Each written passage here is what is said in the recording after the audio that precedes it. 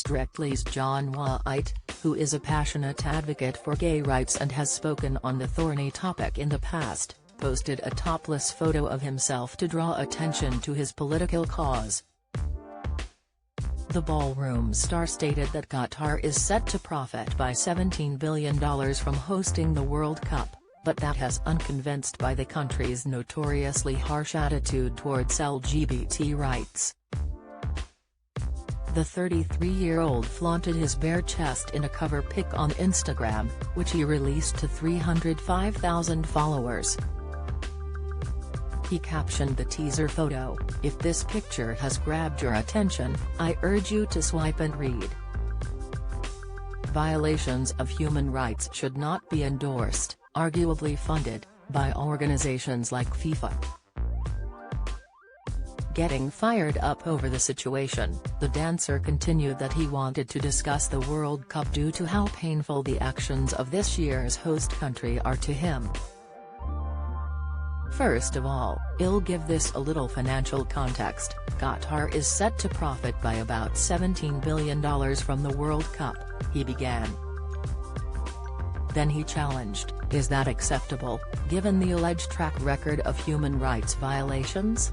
According to Human Rights Watch, between 2019 and 2022, 6 LGBT+ individuals were repeatedly and severely beaten, and there were 5 cases of sexual harassment in police custody. There are also reports of trans Qatari women having their heads shaved and makeup forcefully wiped off at the hands of the authorities. He also elaborated that the political issues brewing beneath the surface in the sport have not been limited to solely queer people. He claimed that the so-called kafala system is also said to disproportionately affect the rights of migrant workers, in spite of law reforms back in 2020.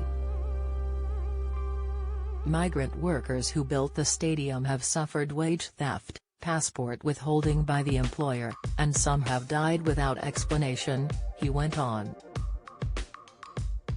John urged his fans not to judge the country's attitudes based on the track records of states nearby, which are believed to be more harsh. A state that violates human rights, on any scale, isn't automatically absolved by the fact that a neighboring state is much worse, he argued. A violation is a violation, and at any level, it should be intolerable.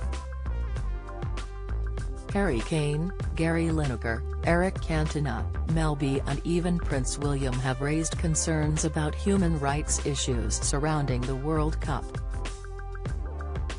However, Robbie Williams has agreed to play a concert there during the event, leading to the star being publicly called out by Richard Madeley on Good Morning Britain.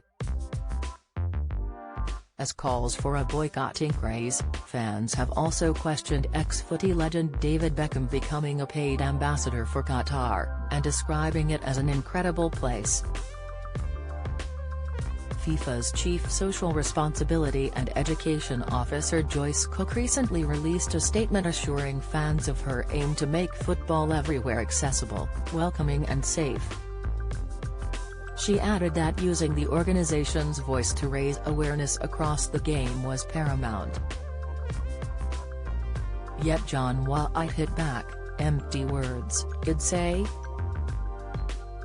By allowing Qatar to reap such huge rewards from the World Cup, FIFA isn't just endorsing human rights violations, it's funding them.